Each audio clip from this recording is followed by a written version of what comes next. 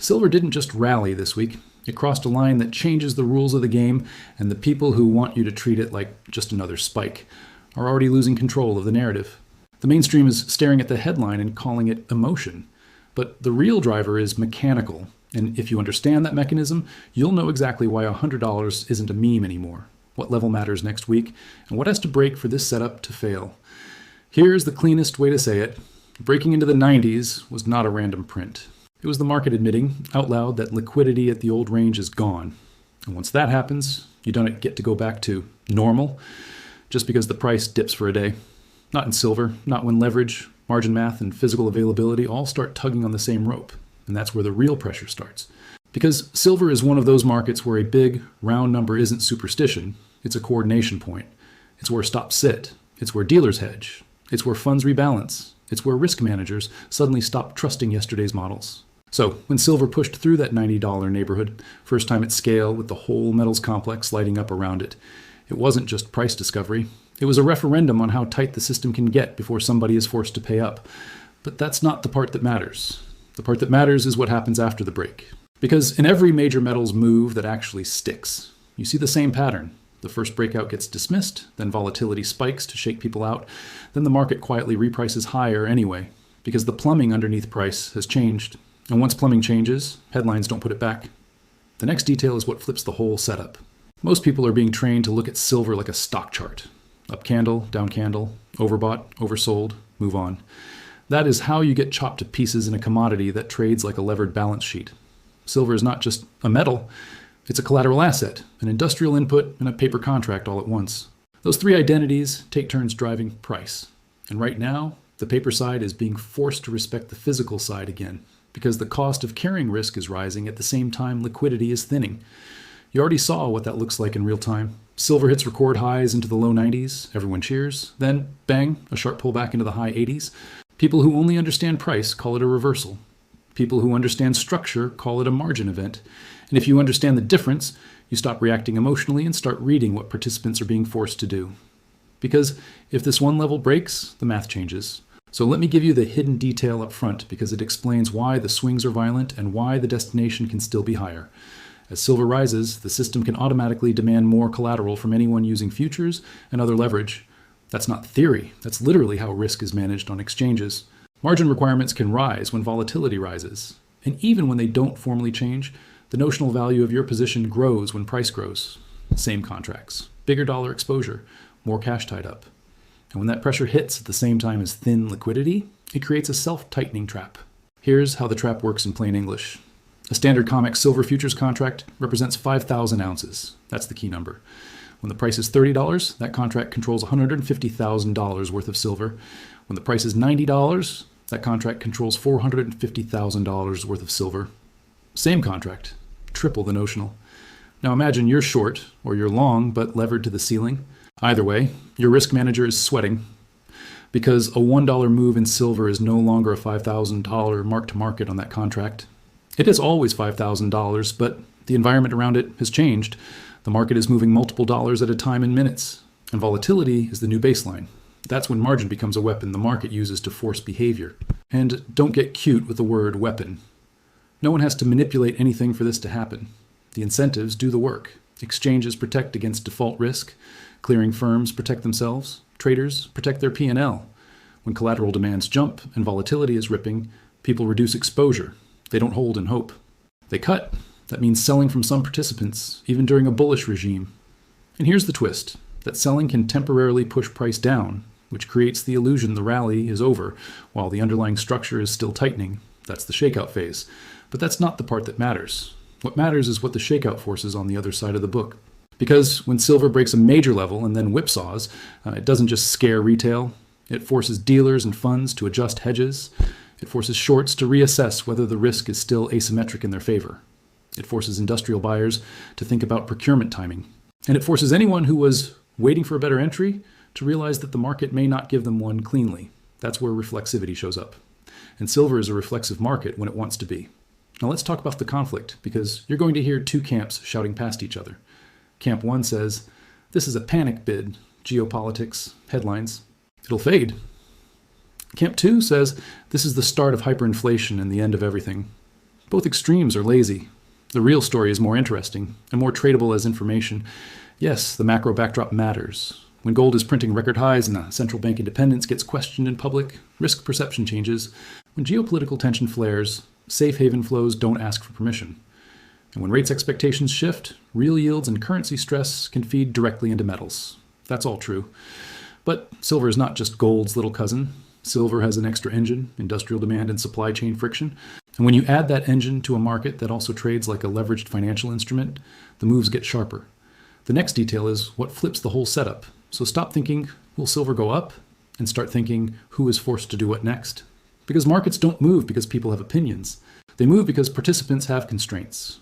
Constraints create forced behavior. Forced behavior creates price discovery. Constraint number 1, term structure and spreads. If you want to know whether a move is real, don't just stare at spot price and post charts on social media. Watch the curve, front months versus deferred months. Watch whether the market is paying a premium for immediate availability. Watch whether spreads widen or tighten. Because spreads are where stress talks first. When the front month is expensive relative to later months, that's a market saying, I want it now. That can be driven by tight supply, strong immediate demand, or short-term financing and hedging pressure. When later months are more expensive, that can reflect carry costs, storage, interest rates, and the normal cost of holding metal over time. The label doesn't matter. The behavior does. And the behavior tells you whether price is being pulled by physical urgency or pushed by paper leverage. But that's not the part that matters. The part that matters is what those curve dynamics force people to do. If the near term is bidding up, shorts face higher risk in rolling positions. Longs may be incentivized to keep exposure in the front, which can keep pressure on immediate availability. If the curve is calm while spot spikes, that can hint the move is more speculative and more vulnerable to a fast unwind. So your first job this week isn't to guess the top. Your job is to watch whether the curve confirms the stress. Constraint number 2, inventories, but not in the lazy way people talk about inventories. In metals, inventory is not one pile. It's categories. It's deliverable versus not deliverable. It's registered versus eligible. 2 stacks can sit under the same roof and still behave like different universes, because only one stack is actually available to satisfy delivery obligations without friction. And here's why that matters now. When price is low and liquidity is thick, nobody cares. Paper settles, roll happens, life goes on. When price is high and volatility is nasty, suddenly the question, can you actually deliver, becomes a live wire. And when that wire gets touched, spreads tend to react before the headline does. The next detail is what flips the whole setup. Constraint number 3, the supply chain reality. Silver is not a faucet you can turn on because a chart looked bullish. A significant share of silver production comes as a byproduct of other mining, like copper, lead, zinc. That means higher silver price. Doesn't in T instantly create higher silver supply the way people imagine. You can just decide to mine more silver tomorrow if the primary driver is another metal economics and project timelines. Refining capacity and logistics also matter. And those lead times don't compress just because Twitter is excited. So if demand surprises to the upside, industrial procurement, investment products, even defensive stockpiling, the supply response can lag. That lag is where squeezes are born. And that's where the real pressure starts. Now, I'm not saying guaranteed squeeze. I'm saying the ingredients for reflexive stress are present. Record level pricing, rising volatility, margin sensitivity, and a macro environment that can keep the bid alive longer than skeptics think. And because silver is smaller and less liquid than gold, it doesn't take infinite money to move it. It takes the wrong positioning meeting the wrong calendar window. Speaking of calendar, this is your why now. Silver is hitting these levels during a period where calendars matter more than people admit. Mid-month is not just a random time. It's where option exposures can shift rapidly as strikes come into play. It's where dealers' hedging needs can change if price crosses large clusters of open interest. It's where funds start thinking about month-end marks and risk limits. And it's where liquidity can thin at exactly the wrong moment, especially if the market is trying to digest fresh macro headlines. Here it is what people miss about options in a move like this. Dealers don't need to sit around predicting price. They hedge their exposure. If a lot of call options are owned by others, dealers may be short those calls. When price rises, the dealer's risk changes, and they may have to buy futures to hedge, especially when gamma is high. That buying can accelerate the move.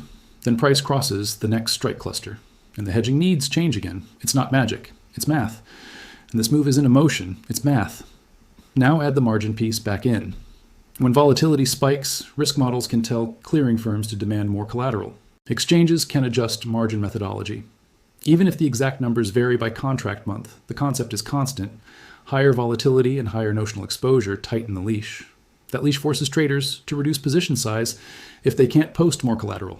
Reduced position size means liquidations. Liquidations create violent dips. Those dips scare weak hands. And then, if the underlying drivers remain, the market climbs again. That SY silver can look broken for 24 hours and then rip your face off the next session. And that's where the real pressure starts. So let's build a real proof stack. Multiple layers, not just trust me, bro. Here are the signals that make this setup credible as more than a one-day wonder, even with the violent pullbacks. First proof, the level itself. When silver breaks into the 90s and prints fresh record highs in a synchronized metals rally, that's a regime shift signal. It's not a little breakout. It's the market escaping an old ceiling and demanding a new price discovery zone. Second proof, cross-market confirmation. Gold has been making record highs alongside silver, and other industrial metals have also been strong. When you see both the fear metal and the industry metal moving, it suggests more than a single narrative. It suggests a broader repricing of hard assets, whether driven by geopolitics, monetary credibility, or supply chain reality. Different engines, same direction. Third proof, volatility behavior. Silver isn't creeping up quietly, it's whipping. That's not automatically bearish. In commodities, increasing volatility during a breakout often signals a transition phase where leverage is being tested and the market is searching for the clearing price. If volatility were dead while price climbed, you'd worry there's no urgency. Volatility is urgency, but it's also the tool that shakes out the weak hands. That's why you need a psychology shield. Fourth proof, margin and collateral sensitivity. When silver is this high, the notional size of futures exposure is enormous and margin frameworks become more binding. That creates the exact conditions where forced buying and forced selling can appear suddenly, mechanically, not because of stories. Fifth proof, the physical versus paper tension signals. You don't need to claim you know every warehouse number to understand the concept. Deliverable categories matter, and the curve and spreads are your live dashboard for whether immediate availability is becoming more valuable. When a market is truly tight, it often shows up in how the front end behaves relative to the back end. Watch that. Sixth proof, street level symptoms. Tight markets show up as premiums, delivery delays, and procurement urgency. Not always, not everywhere. But when you hear consistent chatter about availability tightening while paper prices sprint, that's a tell that the physical side is not completely asleep. Now, I can already hear the skeptical voice. Okay, fine, but why jump to $100? That's a huge psychological level. Exactly, it's psychological, which is why it matters. But the path to $100 isn't about vibes, it's about magnets and triggers. Once a market accepts trading in a higher band, round numbers become magnets because of how humans and institutions cluster decisions. Stops cluster near them. Option strikes cluster near them. Risk limits cluster around them. Fund flows cluster near them. The clustering creates feedback loops. The next detail is what flips the whole setup. If silver holds the $90 region as a new zone rather than a one-off spike, $100 becomes the next obvious reference point for positioning, not because it has to, but because it's where the next layer of hedging and behavior changes. And in a market with this kind of volatility, a move from low 90s to $100 is not science fiction. It's a handful of strong sessions plus one thin liquidity gap. That's why you treat $100 as in play, not guaranteed. There's a difference, and that difference keeps you sane. Now let's talk risk management, because if you're watching this, you've probably been burned before by the commodity roller coaster. Silver's favorite move is to make you emotional at exactly the wrong moment. First with euphoria, then with a savage red candle that makes you feel stupid for even paying attention. That's not personal. That's how leverage and liquidity express themselves. So here's your viewer psychology shield. The market will try to manipulate your emotions even if no one is manipulating price. Volatility itself is the manipulation. A vertical candle makes you feel like you're missing your chance forever. A sudden dump makes you feel like you were wrong and the move is dead. Both feelings are designed by the structure of the market to make you act at the worst time. And that's where the real pressure starts. To beat that, you need one simple mental model. Separate trend signals from noise. Trend signals are things like, does price reclaim a broken level after a pullback? Do dips get bought faster over time? Does the market keep closing strong relative to its lows? Does the curve confirm stress? Does the broader metals complex stay bid? Noise is the intraday violence caused by margin, stop runs, and thin books. If the thesis is silver is repricing higher due to macro stress, supply chain constraints, and market structure feedback, then a violent pullback does not automatically invalidate it. In fact, violent pullbacks are common inside valid breakouts because leverage has to be purged. The question is not, did it pull back? The question is, what did it do after the pullback? Because if it snaps back and holds key zones, that's information. If it breaks down and spreads relax and the bid disappears, that's also information. But you only get that information if you stop reacting emotionally and start watching the signals. The next detail is what flips the whole setup. Now let's address the bear case properly, because you should respect it. Silver can absolutely drop hard, even if $100 is in play. Why? Because leverage gets rinsed on the way up, because profit taking is rational after record highs, because policy headlines can change the macro temperature overnight, and because margin frameworks can tighten exactly when traders are most exposed. So here is the honest version. A big move can be right and still hurt you if your time frame and sizing are wrong. That's the part influencers skip. The metal doesn't care about your entry. Volatility will try to break you before it rewards you. So if you're going to watch this intelligently, you need a near-term roadmap. What to expect in the next week or two, what confirms, and what invalidates. Let's make it concrete without pretending we have a crystal ball. Silver just demonstrated it can trade in the 90s, and it also demonstrated it can snap down into the high 80s quickly. That gives you a live battlefield. The high 80s region becomes an important line in the sand zone, because if the market can hold above the high 80s after tasting the 90s, it signals the breakout is not being accepted yet. Not forever, not for the year, but for this specific impulse move. On the upside, the recent highs in the low 90s are your immediate reference. If silver reclaims that zone after a pullback and starts closing strong near the highs again, that's confirmation behavior. If it stalls below and keeps failing, that's warning behavior. And above that, the psychological magnet is $100, not because it's destiny, but because it's the next cluster where behavior changes again. Because if that one level breaks, the math changes.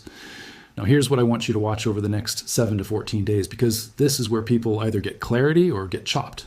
Watch for a controlled pullback and retest. Controlled means the market sells off, but it doesn't cascade for days. It finds buyers. It stabilizes. It starts making higher lows. Retest means it revisits a key zone, like the high 80s or around 90, and then holds. That's the base case bullish structure. Then watch for the squeeze case. The squeeze case is ugly and fast. Silver doesn't give you the polite pullback. It gaps, rips through resistance, and forces participants to chase because liquidity is thin and hedging demand rises into the move. That's where you get the "it moved $6 while I blinked" feeling. That's also where people get emotionally destroyed if they're not prepared. And that's where the real pressure starts. So 2 scenarios. Scenario 1, controlled pullback and retest. What confirms it? Buyers defend the high 80s region, price reclaims $90, and you see strength into closes rather than constant fading. Spreads and the curve don't scream panic unwind. Macro backdrop stays supportive. What weakens it? The market repeatedly fails to reclaim $90 and starts making lower highs, with dips getting bought slower, not faster. Scenario 2, continuation squeeze. What confirms it? Price clears the recent highs with urgency, liquidity thins, and the market doesn't allow deep pullbacks. You may see outsized daily ranges. You may see acceleration around big strikes. You may see metals across the board staying hot. What invalidates it? A breakout attempt that immediately collapses back below the prior high, followed by heavy selling and a failure to reclaim key zones. That's the classic bull trap pattern. But here was the twist. Even a bull trap can become a valid setup later if the market reforms base structure. That's why you think in scenarios, not absolutes. Now, let's circle back to the hidden detail, because it's the anchor for everything, the self-tightening collateral trap. If you understand that, you stop being confused by the violence. You start expecting it. You start reading it. When silver is this high, a massive amount of exposure is sitting in instruments that require margin. Futures, options, levered products. If the market keeps pushing higher, it increases the collateral burden. That forces weaker participants out. That can create short-term selling. But it also reduces supply of paper selling over time because the weak shorts get burned out and the weak longs get liquidated. That deleveraging can make the remaining market more sensitive to incremental buying. That's where the next leg comes from. But that's not the part that matters. The part that matters is that when $100 becomes plausible when the market transitions from everyone can sell it up here to selling is expensive and risky.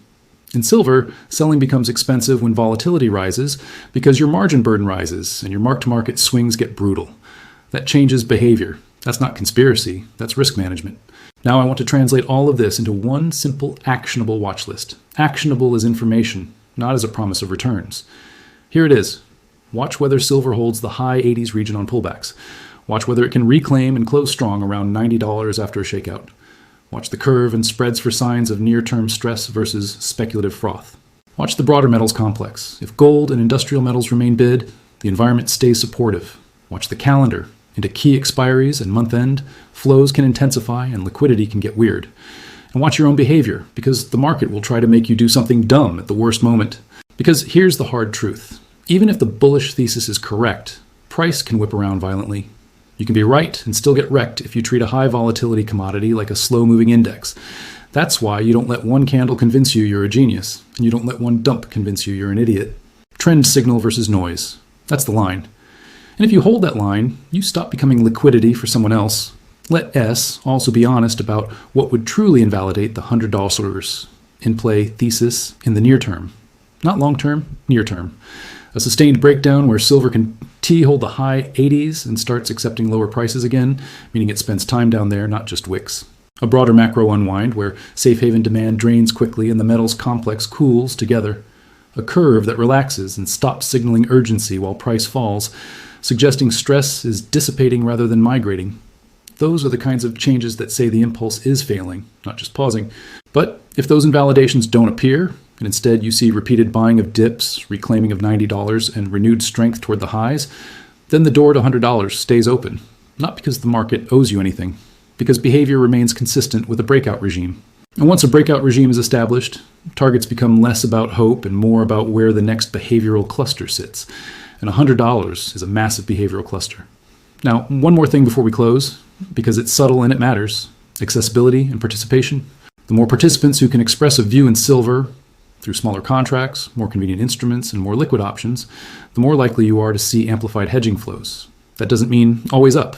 It means moves can get more reflexive, more feedback, more violent in both directions, which is great if you respect volatility and terrible if you chase emotionally. And that's where the real pressure starts. So if you've been waiting for a clean, polite, low volatility entry, silver is not your market right now. This is a market that rewards preparation, patience, and respect for structure. And if you're still here listening to this instead of chasing the first headline, you're already playing a different game than the crowd. You're watching mechanics. You're watching constraints. You're watching what forces participants to do next. Here's the subtle CTA, and I mean it. Stick around this community if you want the kind of market coverage that treats you like an adult. Not hype, not doom. Mechanics, proof stacks, and a clear what would change my mind. Because the next week in silver isn't going to be quiet, and the people who survive it aren't the ones with the loudest conviction. They were the ones with the cleanest process. So keep your eyes on the high 80s behavior, the $90 reclaim, the curve, and spreads, and the calendar windows that force hedging and rebalancing. Expect the shakeouts, respect the volatility. And if the market keeps accepting higher prices after it tries to scare you out, then yes, $100 remains in play, not as a promise, but as the next level where the math changes.